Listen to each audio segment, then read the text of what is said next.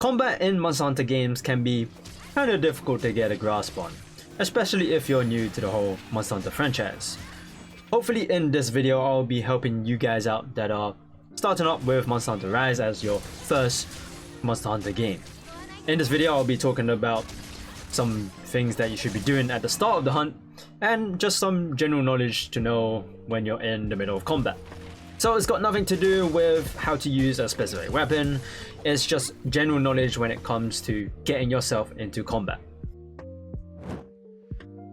Before starting up a hunt against large monsters, you definitely should be eating a meal beforehand, as this will increase the amount of health and stamina that you start up a hunt with.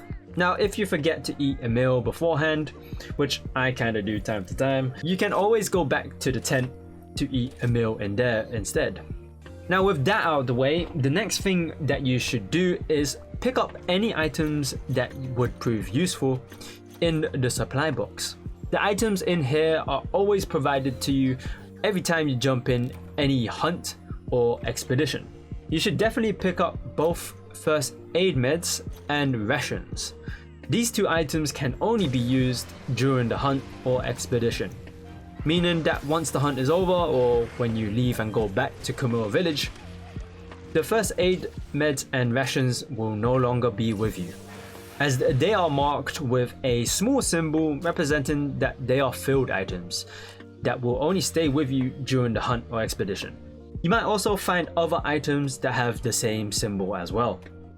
Even I kind of forget to pick up the items in there time to time, you know, I just want to fight the monster, but then that kind of, you know, bites me in the back because I want to heal myself using the first aid kit and I don't have it with me, so be sure to pick it up. Moving on, let's talk about sheathing and unsheathing your weapon.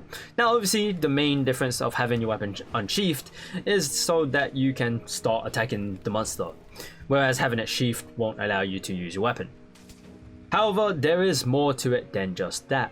Having your weapon sheathed will allow you to use your items. You can sprint, you can use the wirebug movements, and your character also gains access to the Superman dive. I don't think there's an actual name to this dodge, because I like to call it the invincible dodge, since you can never get hurt while doing this move, compared to the normal dodge. In order for you to do this move, you simply have to sprint and dodge in the opposite direction of the monster, with your back facing the monster.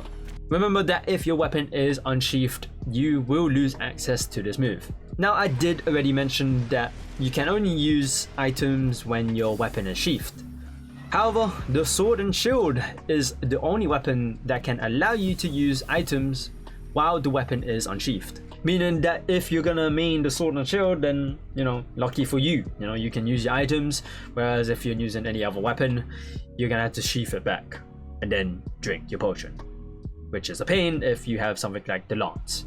You know how long it takes to sheath that weapon? Whenever you start fighting a monster, you should always be keeping an eye on them and analyze their movements. There's actually been moments where I was looking away from the monster because I was trying to pick up something else, and next thing you know, a fireball hits my back and I'm dead. Lesson learned. Anyways, when you fight a monster for some time, you will start to see a pattern with their attacks. For example, the best monster to see their attack patterns is the Rathian. One of its most obvious attacks is when it's readying up for an attack, it will most definitely be a vertical tail swipe. With that information in mind, you can either move out of the way, dodge, block, or even counter the attack, depending on your weapon.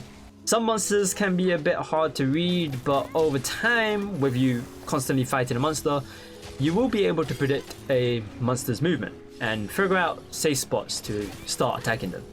Another thing to keep in mind when fighting monsters, if your weapon has the ability to block attacks, stamina will be used when blocking those attacks.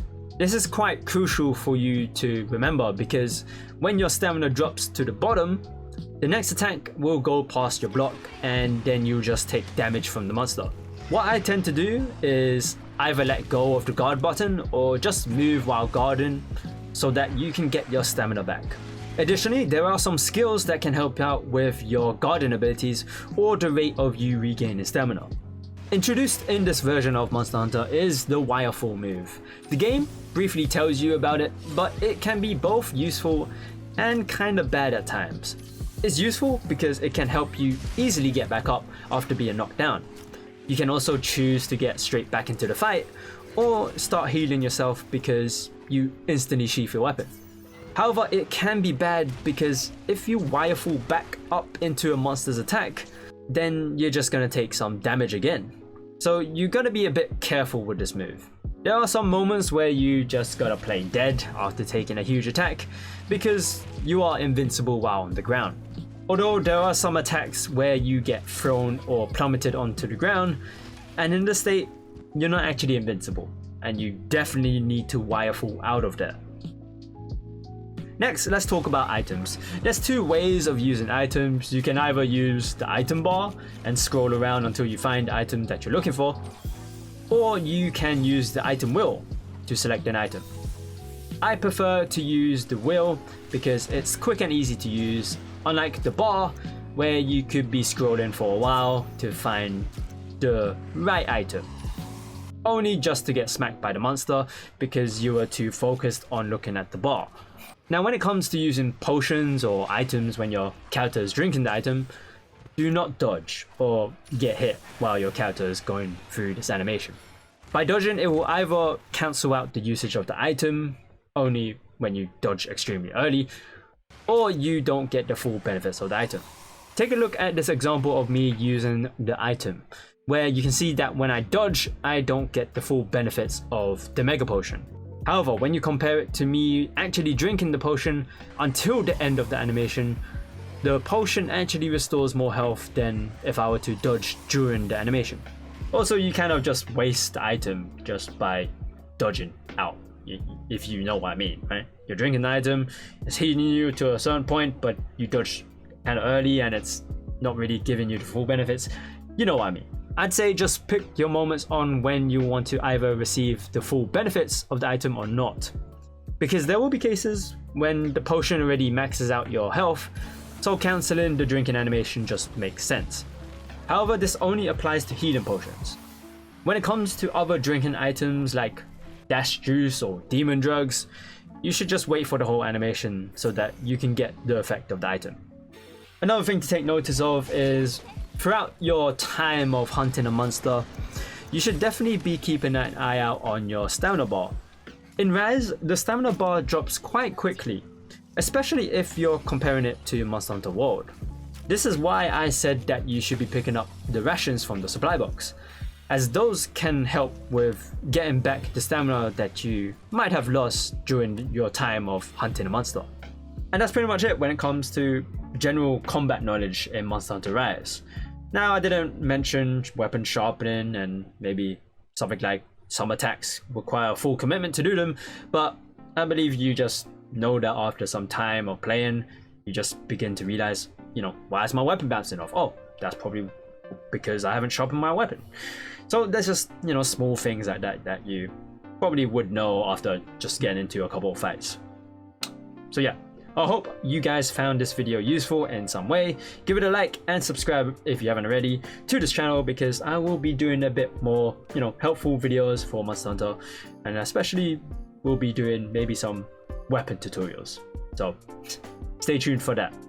And if you haven't already, follow me on my Twitch, links down in the description box below. I do play Monster Hunter Rise over there as well, so it would be great to see you come in. Maybe we can chat and talk about how you're finding this game, because this game's kind of stressing me out a little bit. And you should follow me on my Twitter for any other channel updates. I do post whenever I'm going live there as well, so it'll be great to see you follow me there.